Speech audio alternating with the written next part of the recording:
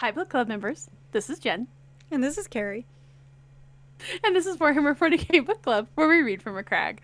This is episode number 86, and our book is Helbrecht, Knight of the Throne by Marc Collins. The book tells the passing of Helbrecht across the Rubicon Primaris, as well as his first mission he undertakes after having become bigger, better, faster, stronger. We posted several questions on our website, WH40kbookclub.com, and we encourage participation in our conversations via YouTube, our site, or Encrypted Vox channel. Spoiler warning, if you haven't yet read the book, definitely go check it out before listening to this podcast, as we'll be talking about it in great detail from start to finish. With that, let's dive in. As always, Carrie, did you like the book? Parts. You know what? I'm going to agree with you on that. I liked parts of the book, obviously, because it dealt with the Iron Warriors. So I really Well, liked that to those me parts. is when it got fun, when the Iron Warriors showed up. I was like, oh, finally, something's happening here. Because if I have to deal with these guys risking themselves over how zealous and how wonderful they can be, and is this really what the Emperor wants them to do? I was going to start risking myself. You know what? I kind of agree, but I will tell you that when I got to the end of the book, I was like, that's nice. Like, my exact reaction was, cool story, bro. I like the ending. Actually, there's a few lines at the end that really, really stood out to me. Yeah, I would agree with that as well, but I feel like I got to the end and I was like, okay, so the point, my major takeaway from the book is I was like, okay, so they're going to get in line and they're going to do stuff maybe a little bit less revengey, self-centered maybe is a good way to say that, but like also, okay, To me, God, what you this still hate the Iron Warriors? to me, what this was, uh, a lot of it was about, and it's something that I think Reboot in the beginning really kind of pushed on this, was that it was about like not holding on to the past, and I don't know, quote Walt Disney, you gotta let go of the past and keep moving forward. And Mm. not only that, but we can't keep holding on to sins of the father. Like, honestly, sins of the father is probably the one trope, cliche, whatever you want to call it, that I cannot get behind. And we see it not only in movies and things like that, but it happens in real life too. And I can't stand it. Because, I'm actually very much on board with you there. and it's mainly, it's like, okay, sins of the direct father, I understand a little bit, but we're talking about generations. I can't deal with that. And so Mm-hmm. honestly, like, I know we're going to talk about this here, but when they get to this planet Havarin, and they find out that they betrayed, that that they were aligned with the Iron Warriors, I was like, well, what did you think was going to happen? You've made them be like slaves to something that they had nothing to do with 10,000 years ago. You can only Mm-hmm. push people like that so far before they're just like, you know what? Fuck you. We're done. Yeah. Maybe the other side isn't so bad. And that's actually been Well, one sometimes of it's like, those. compared to this, it doesn't seem so bad. You know, like Right. the that Gene Stealers book. Yeah, like, how bad are things that you think the Gene Stealers are a better idea? Like, Well, and not just we saw it there, we saw it in that oh shoot. It was one of those Dawn of Fire books. hmm. Oh, yes, That yes, whole yes. planet is basically like, well, this all sucks. I guess the word bearers are here. It's just like different cruelty from like at least feels a little freer, I guess. Like I do Yeah. understand that. And especially with Heverin, it's like, okay, well, you were damned either way. So you might as well at least these guys are here. At least and I know that that sounds like terrible and I'm definitely not being like, I mean, yeah, the Imperium sucks. I'm not doing that. I'm just saying that you can look at these people and be like, well, yeah, you kind of understand. Well, That actually segues really nicely into what parts stood out to you. I think one of the underlying currents that you touched on as well is that, and this is one of the things I'm finding very interesting with Robbie Bobby, is this idea, like when he's just like, do you know about that sword? And Helbrecht's like, of course I know.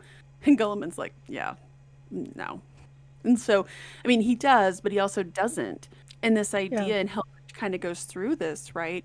And I'll talk more about what parts stood out to me on page 177 when uh, Varko's talking, and he says, Dorn would have drowned the galaxy in blood if it meant he could wash away but a fraction of the guilt he Oh, feels. yes.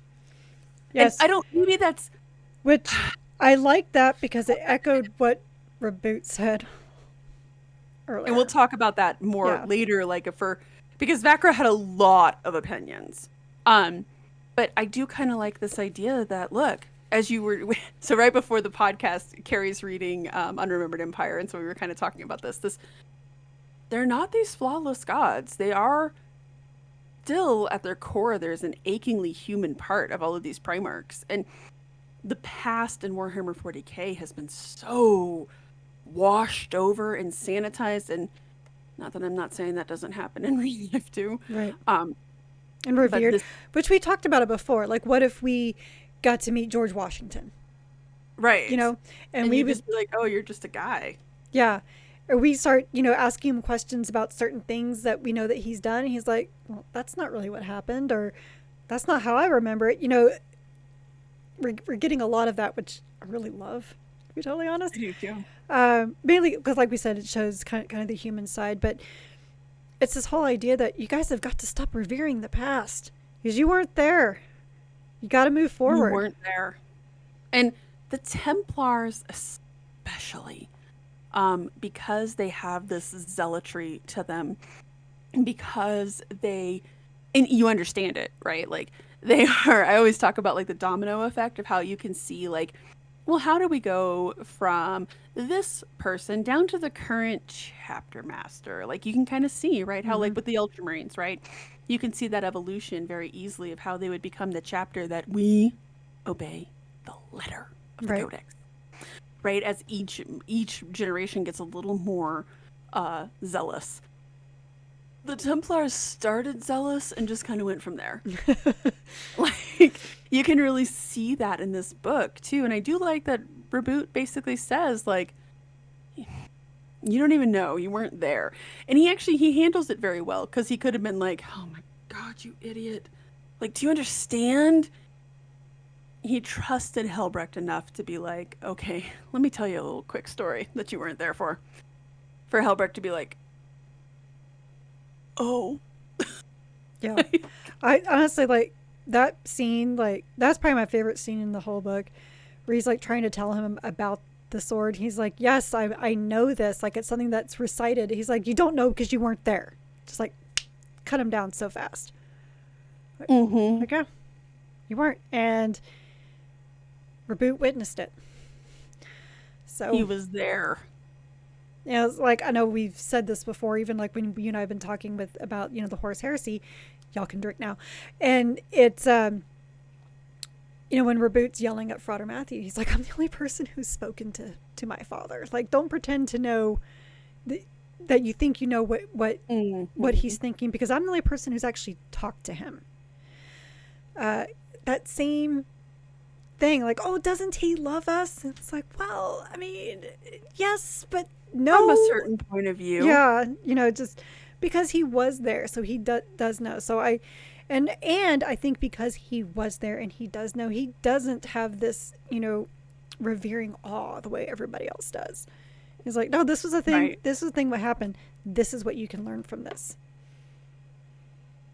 Exactly. And I thought that was great. I think it's also very interesting. And this is one of the things that I always really like about Loyalist legions versus Chaos legions. Like, the Chaos legions, yes, the Iron Warriors, my beloved Iron Warriors, they have a very warped perspective, right? All of them do. Um, they have a very warped perspective. They have a very bitter, the Iron Warriors, bitter, Right. in my fourth legion. Um, they, but they, I mean, they were there. So, like, when he sits there and he's telling Helbrecht, he's like, oh yeah, let me tell you about your Primarch. And Helbrecht's just like, ugh. I mean, hands up everyone here who actually met Rogaldorn. Those Right. guys could probably say that. Um, And And honestly, from what I've read about Rogaldorn, wouldn't surprise me.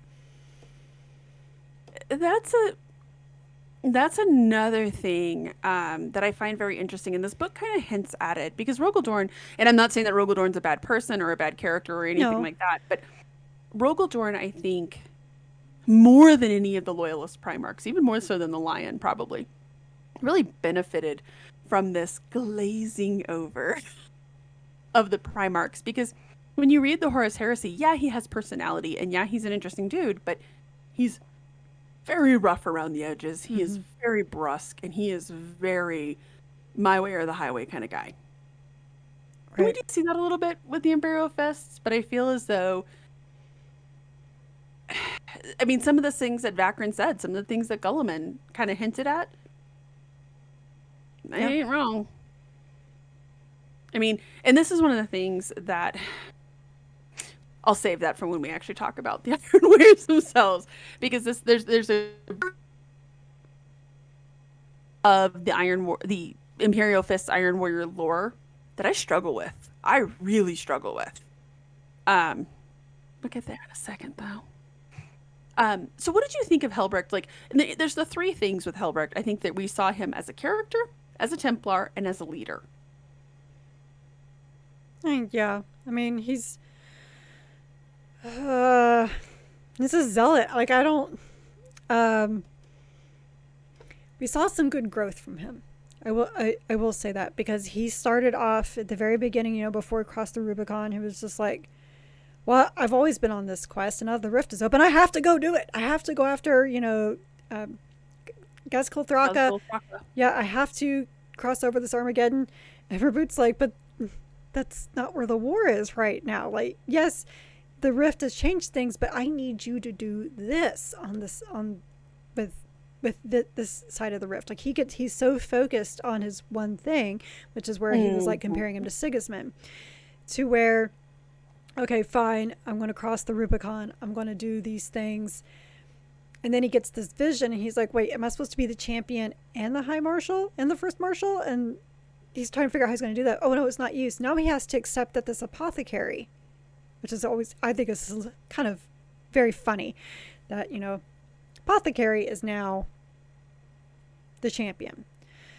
Mm-hmm. So he has to reconcile with that.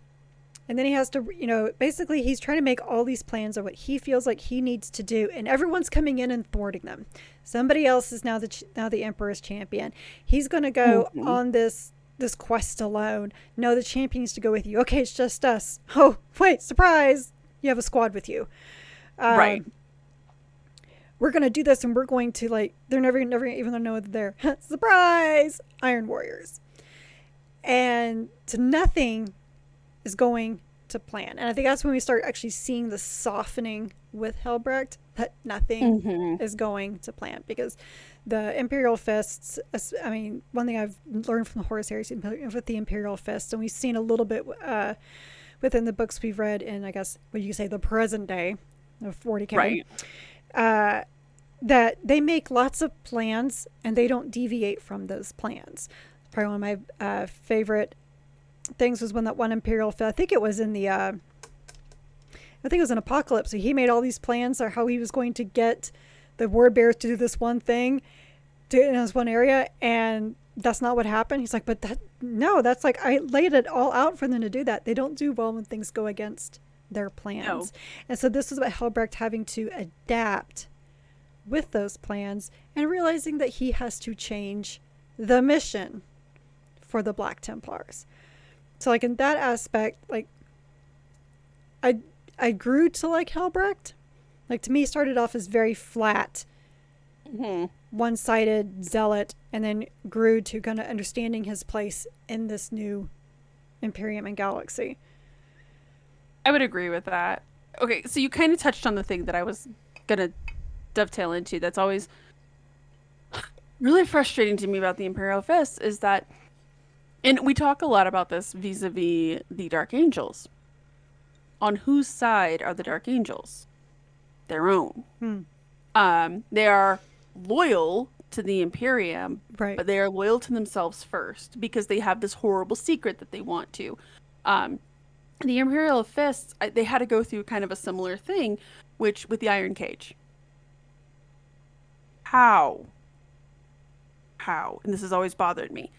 How Rogel Dorn didn't take one look at that and go, no. To be honest, I know nothing about the Iron Cage except that something that Perturabo like shoved him in, and then Gulliman like saved him or something. That's about all I know. The too long did not read is that there was a conversation once. I don't remember who. Somebody asked Rogel Dorn, "Hey, who would win in a fight? You and Perturabo? You or Perturabo?" And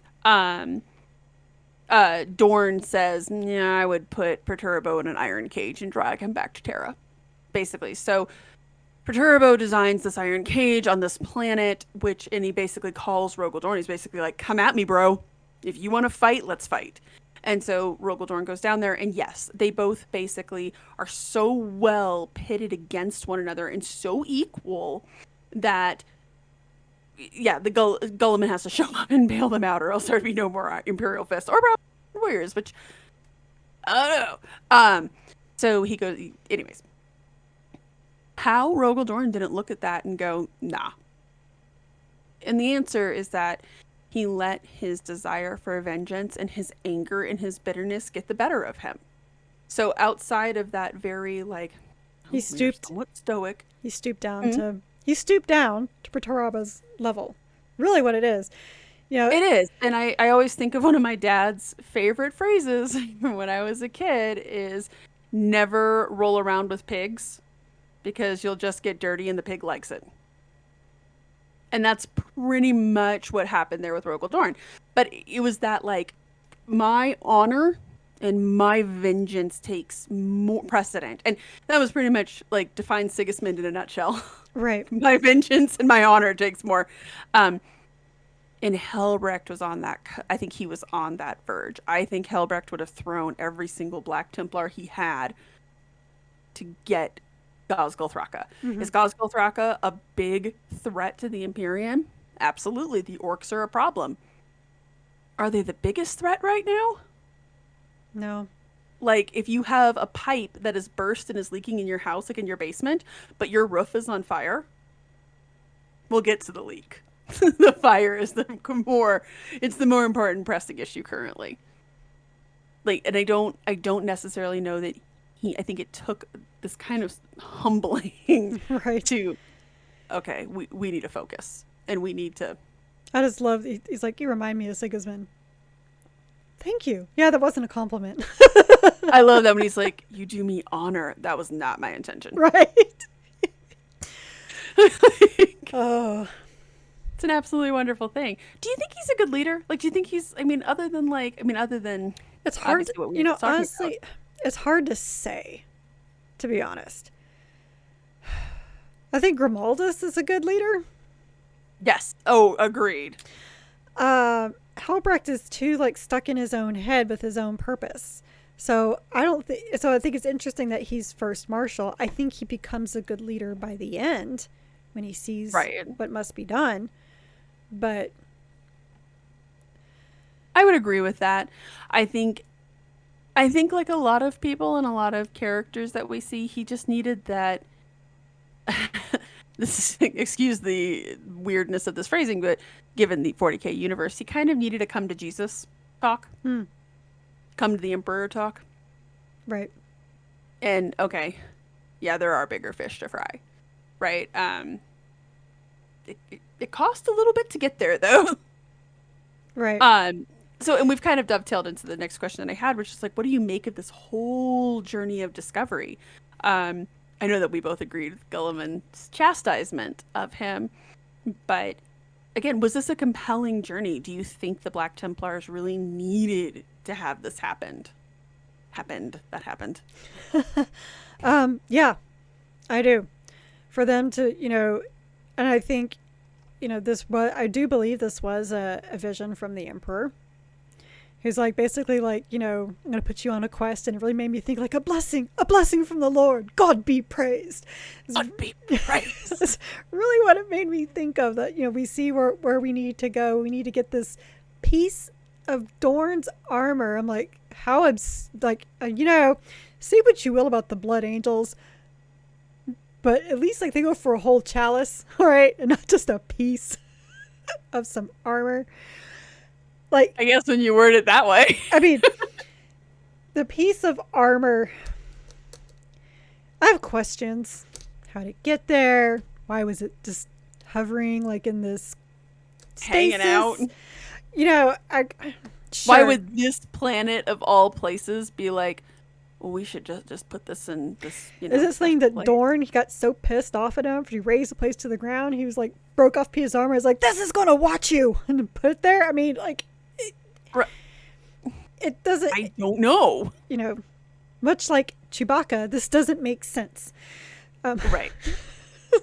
But, I understand that reference. but I do believe, though, that the Emperor put them on this for a couple of things. One, to get their heads in gear, and two, to help them let go. Right. And both of just like letting go of like this conquest of Dorne, but letting go of this poor planet. These people suffering for 10,000 years. And for what? Oh, for Rogel Dorn's pride? Like, and look, again, I'm not bashing Rogel Dorn. No. Like, I want dog named Rogel Dorn. Like, Um, you want to punish them? I get that. But for 10,000 years, oh my God. well, and part of me wonders if, like, and I think this also kind of tells a little bit, this was a very literal addressing of a problem in the 40k universe, is that so much in the 40k universe becomes, this is how it is. So, like, okay, Havern, it is a cursed planet. That is how it is. Had anyone checked in on that planet in 10,000 years? I don't even know what they were doing. Like, what is that no? Is that no? Like, you cursed this planet and no one will ever step foot on it. Thus it is written, thus it shall be. Right? And then we're just so shocked that they're not still loyal. Exactly. Like, at what point, you guys haven't even been back here to be like, hey, what's going on? Like, so like they show up and like, oh my God, there's Iron Warriors. And they're no. And that is, we've said a lot that the Imperium is its own worst enemy. Right. Add this to the pile of examples. Right? And I do like when they're like, okay, maybe you're not an accursed planet. Like, maybe. Like, it's just, but it also goes towards. Well, even then, like when he was like, okay, so basically I've now cut off the head and we've cut out the root. This guy is now in charge. You know, go forth, build, stay loyal, do all those things. And they were, his Black Templars were like, yeah, but Dorne wouldn't be happy about this. And he's like, but why do we keep pushing this? And for what? They're just going to go run to somewhere else again. I mean, they'll just look for another savior. Yeah, next time it could be the Tau. Honestly, this is like ripe for the Tau to come on in and be like, hey. It could be the Eldari. It could be the Tau.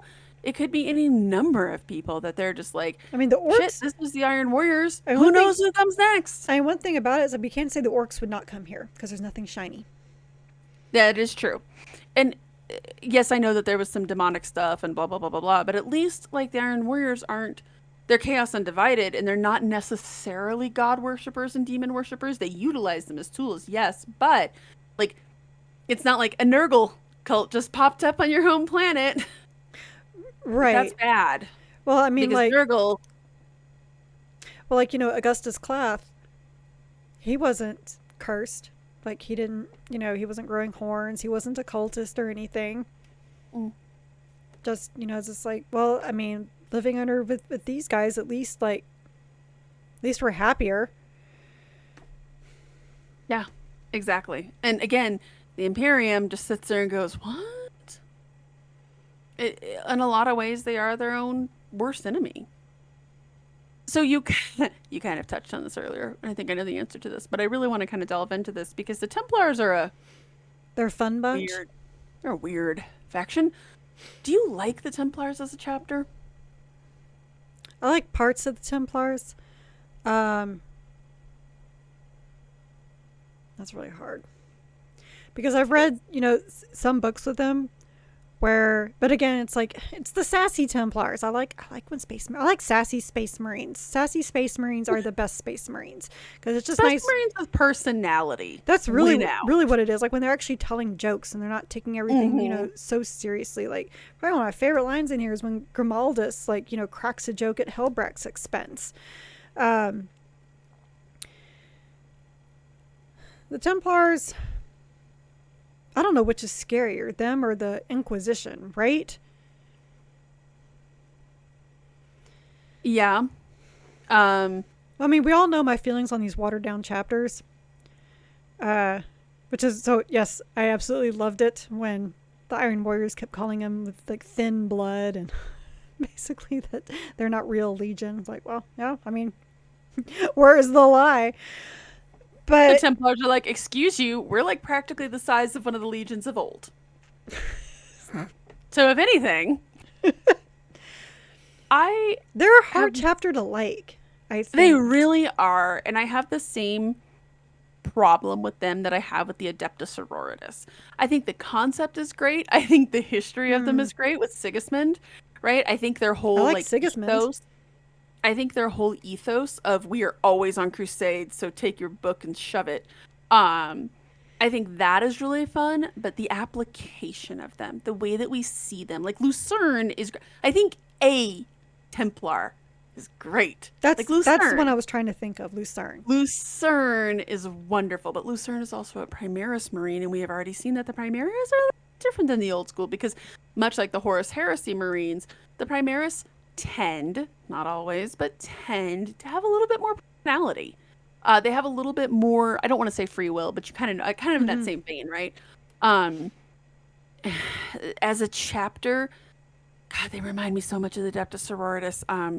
They are the Southern Baptists of the 40k universe. Everything oh my fun god, and simple. That's a really good way of putting it. Like we're not saying that they're Hillsborough Baptist, but no, but they're Southern Baptist missionaries.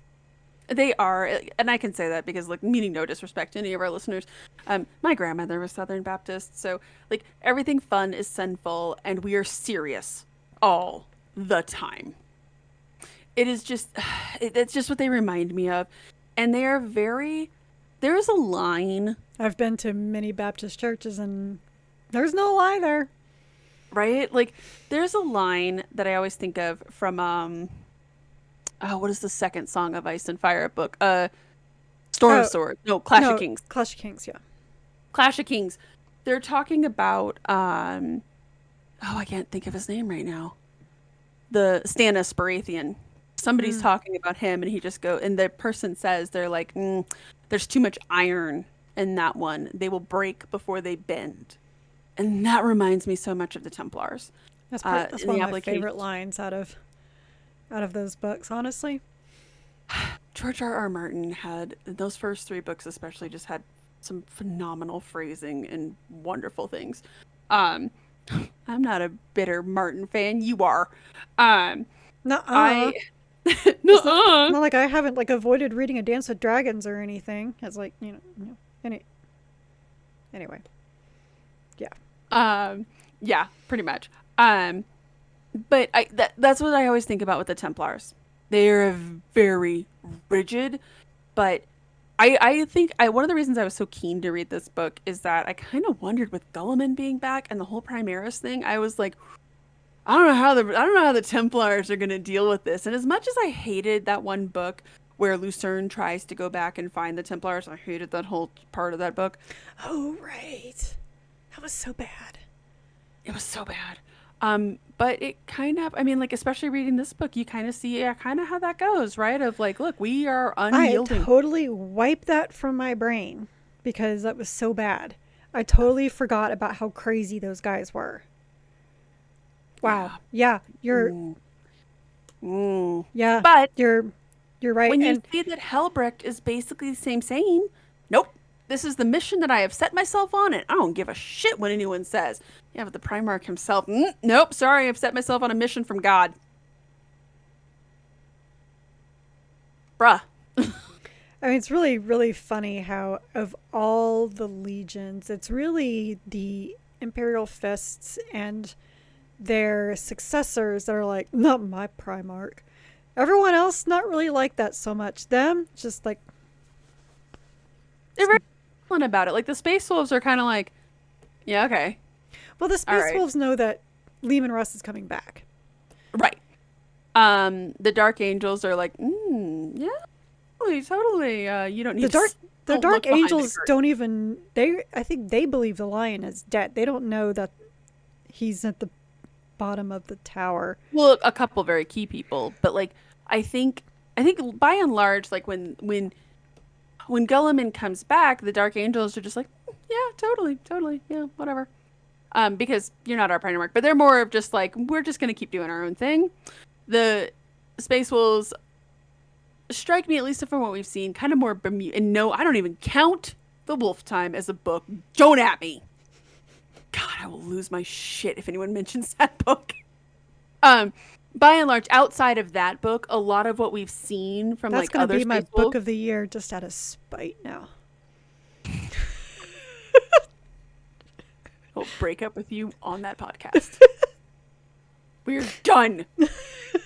What ended your 11-year friendship with your friend? Oh, a book called Wolf Time by Gab Thorpe. Yeah, that's what ended our friendship. Swear to God, I would just legit. If you were like, "This is the best book of the year," I'd be like, "But did you read any of the other books that we read?" Like, I have questions. I'm just gonna do it out What of spite. part of that book? It's just spite. Which the whole book is actually spite, so it works. That is 100% fair. But yeah, everybody else seems like very, like everybody else. Well, like granted, we haven't really seen any other chapters. We haven't really seen, at least from what we've read, we haven't really seen how the Raven Guard has reacted, or the White Scars, or the Salamanders. A little. Well, I mean that.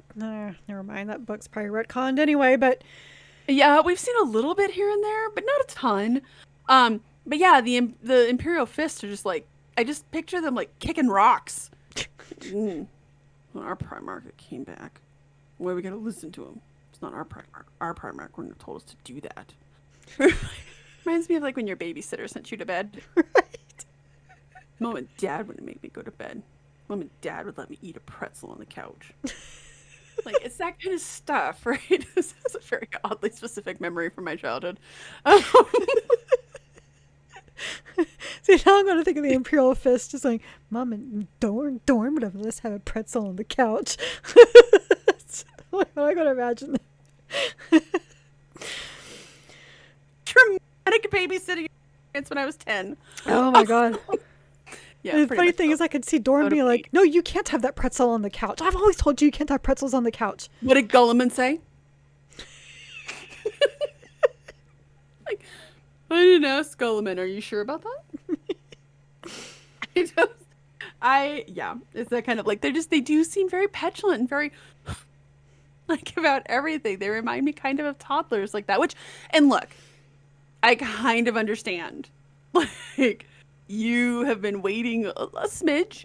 It would be very hard to not be jealous. Like, well, why did you guys get your dad back? To be fair, like, we see the Ultramarines thriving. To be fair, Reboot was whole in a stasis field. All you guys got is a hand. Too soon. God.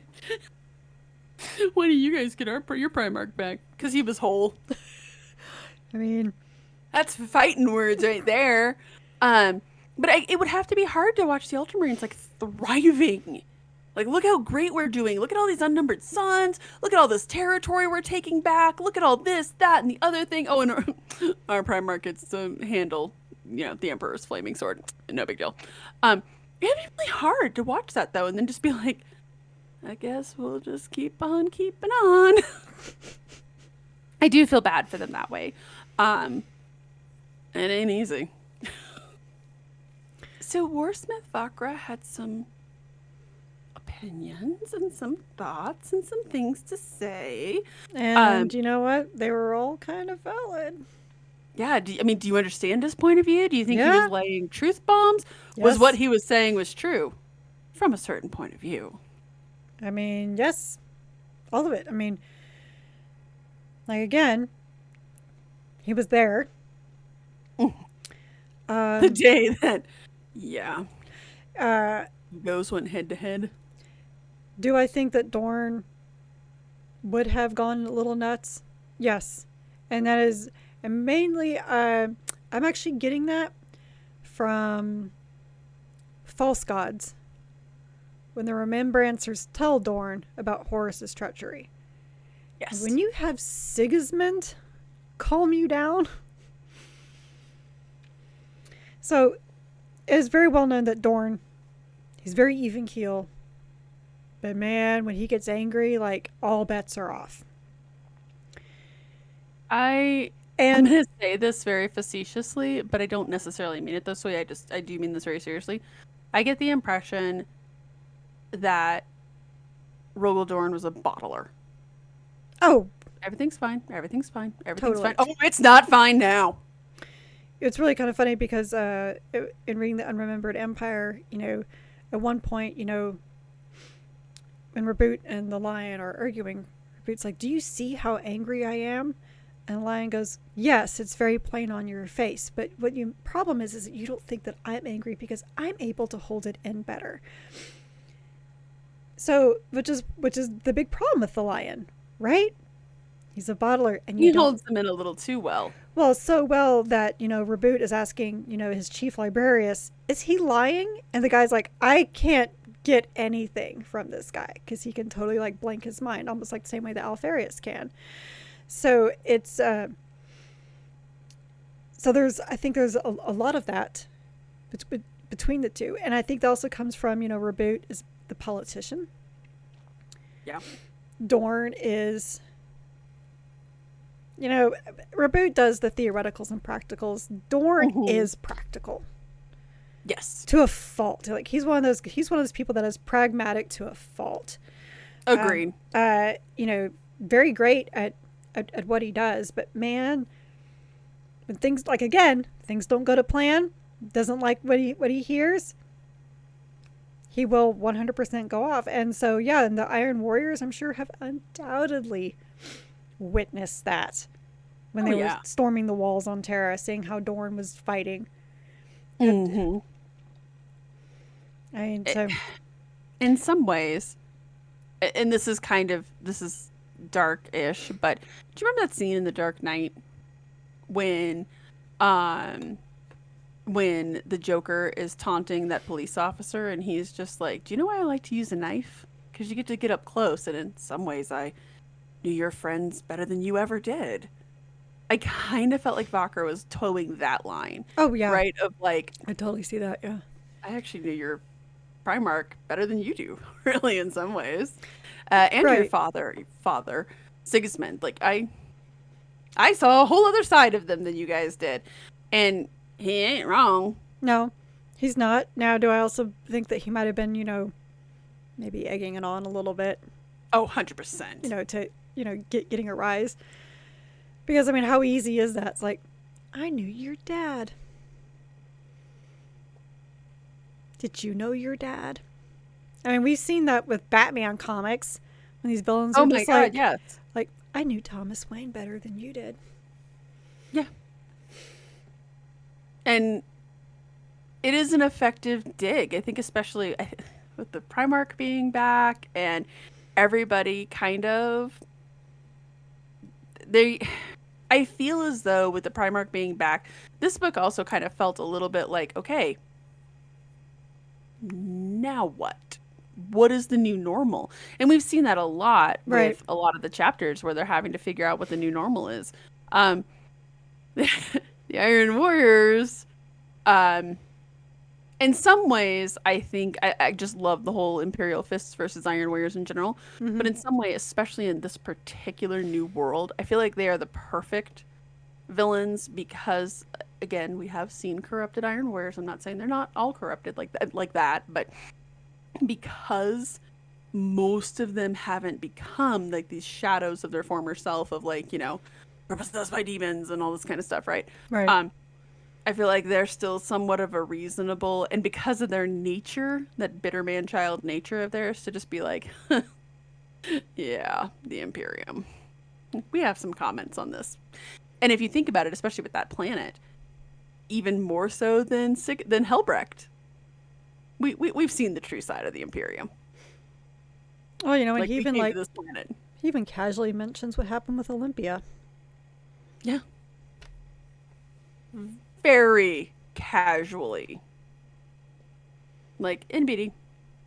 They are a very, just like Perturbo was, a very cold, but you know, and that's one of those, again, that's one of those interesting similarities that Perturbo and Dorn always had. Perturbo has two speeds, right? Cold, distant, rational. And I am furiously angry, right? He was a very mercurial person. Right. His pendulum swung a little faster than Dorn's, but Dorn, and you see that in this book too. Well, Dorn took a With little the, harder of a flick to get that pendulum to swing. yes, true, for sure. And yet, Right. I mean, I honestly, the best time that Perturbo's it ever swung. I'm stuck on that word. Uh, was when Fulgrim made a comment about Vulcan, and while he was fixing a very meticulous little thing that Vulcan had made, and just took his head and just smashed it into it. It's like, oh crap, do I have to fix this? But it felt good when he did it, and he made a point. But same thing with Dorn. Dorn does the same thing. It's just maybe not as violent. right, but does do the thing. So here's the thing, though. Like, okay, so we literally know where the Black Templars go from here because Helbrecht kind of basically spells out that, okay, we got to do our diligence. But I hesitate to say what was the point of this book, but what was the point? Like, the Iron Warriors, okay, we've revisited the past and we've kind of seen these old wounds, and we've gone through some of our more selfish things that are very navel-gazy, and what's the future hold for them now? Where do they go from here? What lessons should they have learned? Well, did you read the afterword? I did not, actually. Okay.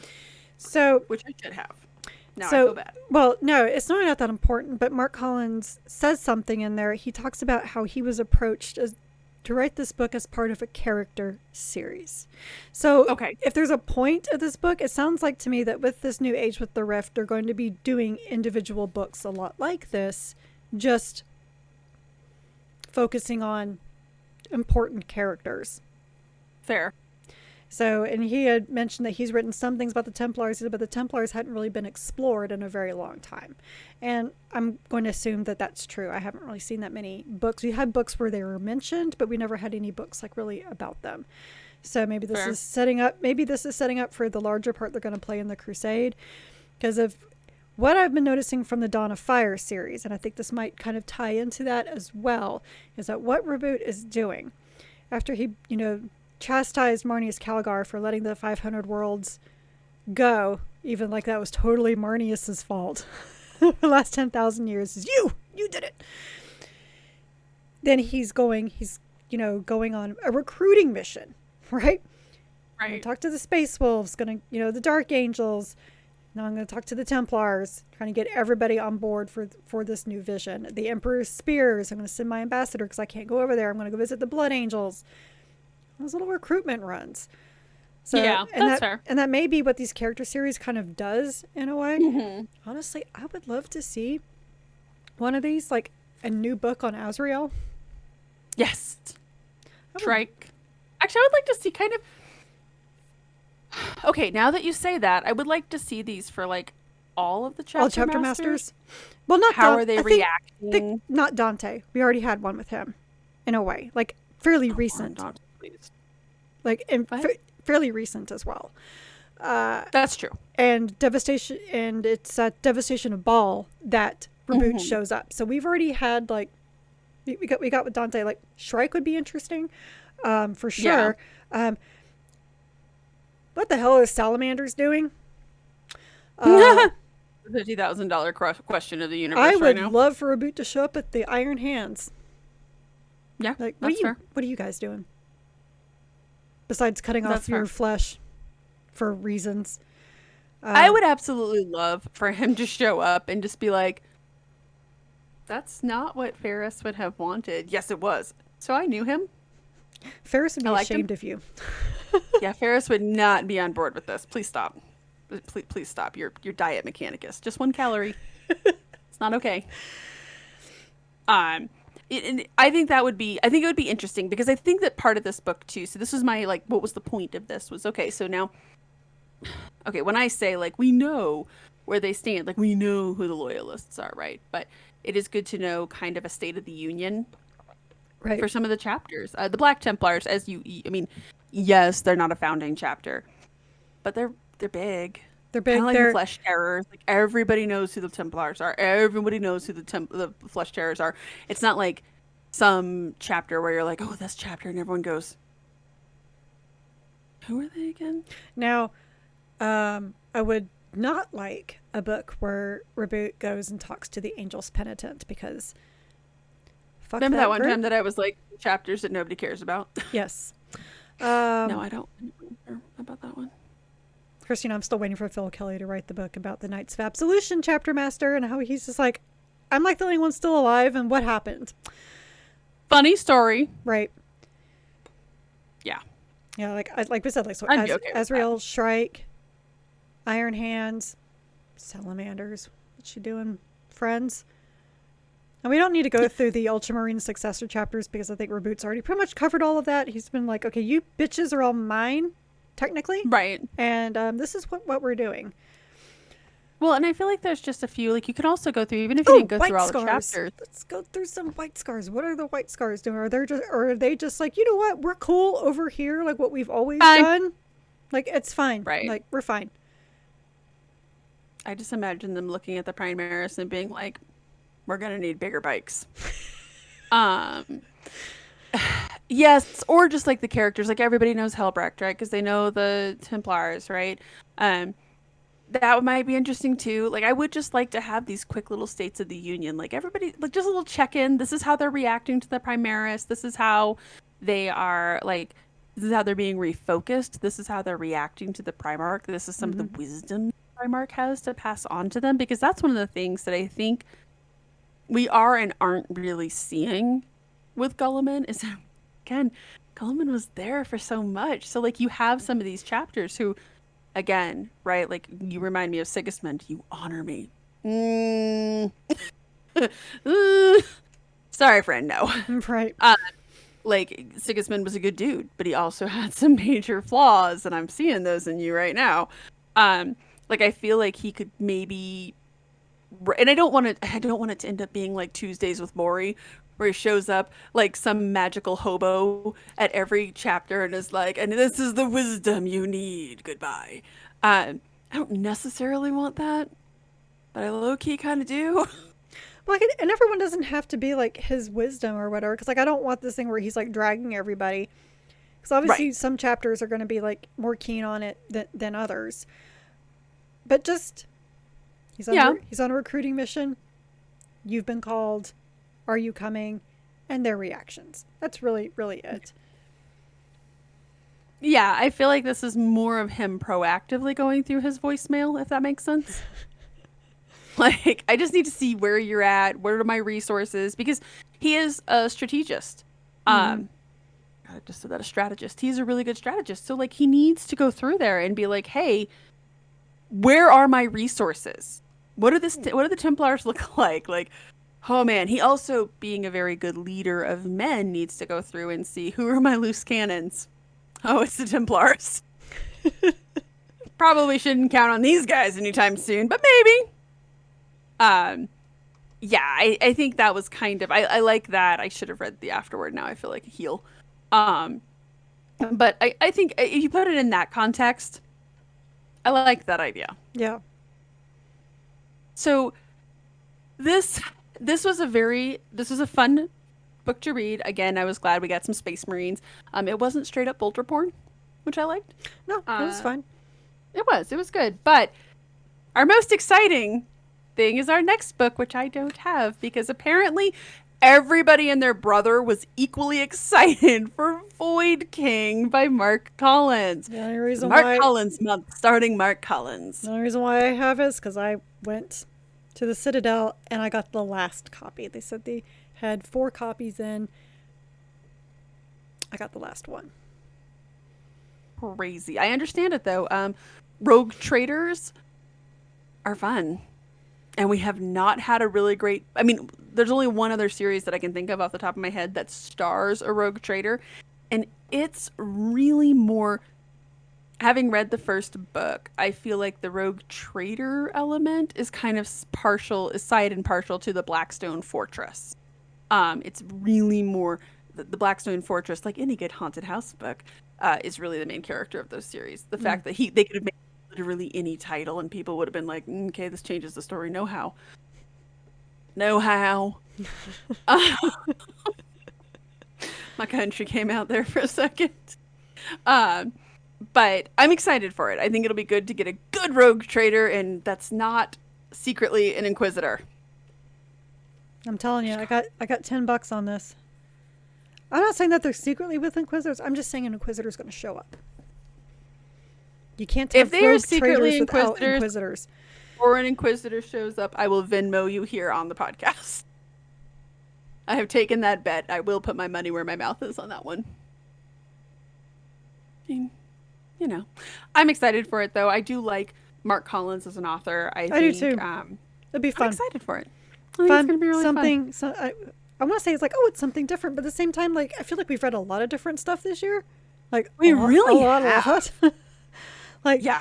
like not very many books were very similar to one another. As we can't, and we haven't been able to say that in past years for sure. And I'm not even talking about True. like the RMN books don't even count right now. All right, it was a No. dark time. We had a void to fill, and they filled it. So, so it's gonna be. It's kind of like we were talking about earlier today, actually, because we were talking about rites of passage, and it was just Yeah. it was interesting to have. Like, I didn't like the book at all, but it was still an interesting book to read about a faction that we only just kind of see shoved on ships. Rogue traders, we really only see when the Inquisition needs them. I feel as though there's something innately interesting about all of the factions that are free, as it were, who wield tremendous amounts of power to basically do whatever they want. The Inquisitors call their shots. The Rogue Traders definitely call their shots. The Navigators, by and large, get to kind of call their own shots, right? They wield a tremendous amount of power, and I think there's something inherently interesting about those factions. Right. Because the Warhammer 40k universe is not a fun place to live, and it's not very free. No, but I guess if my choices are being a rogue Spoiler alert. trader, a navigator, or an inquisitor, those choices all suck to be free. The last on that list would 100% be a navigator. Yeah. 2 would probably be an inquisitor because you're just constantly having to worry about the backstabbing and the infighting, and it's just drama every day. That would be a really fun short story to have like interrogators get together to be like, so let me spill the tea about just the BS that they have to deal with. I guess rogue traders probably top of the list, but even they have a whole host of politics and nonsense that they have to deal with and expectations. Yes. I don't know. I don't know. The whole Imperium, like, there's really, like, I can't even think of anything that I would like to be because, like, oh, I'd want to be, like, wealthy, like a wealthy civilian.